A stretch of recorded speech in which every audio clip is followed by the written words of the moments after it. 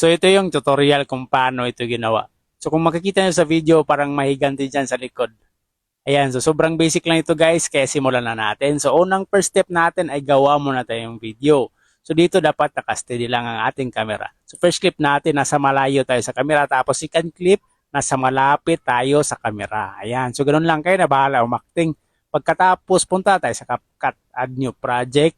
Piliin yung video na ginawa natin, yung dalawa. Pagkatapos, tap add sa ilalim. So dito may dalawa tayong clip. Itong nasa malayo tayo, tapos itong nasa malapit tayo. So ang gagawin natin dito is, itong nasa malayo tayo, tap natin yan. Tapos hanapin natin dito sa ibaba yung overlay para malaglag natin yan. Pagka-tap ng overlay, ayan, nalaglag na. So habang naka-highlight yung clip na yan, hanapin natin dito sa ibaba yung remove BG. And tap natin yan, tapos pili natin yung chroma key. So ayan, may lumabas na bilog. So ang gagawin natin dyan, ilong press natin yung bilog na yan, tapos yung gitna niyan, ilagay natin dun sa color blue. So itutok natin dyan sa color blue.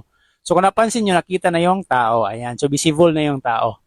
So para malinis yan tignan, i-adjust lang natin yung intensity niya. So sa akin, nilagay ko lang into 20, pagkatapos tap check.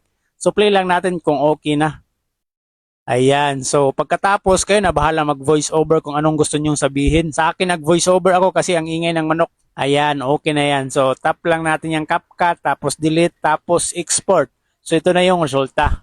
So hello guys, welcome to my vlog. So for today's video is ay samuka naman ay kada saluyo. Ay, Vlog na pre. samuka. Awat. Awa, naman ay kada. Awa ba? Samuka ay dito vlog.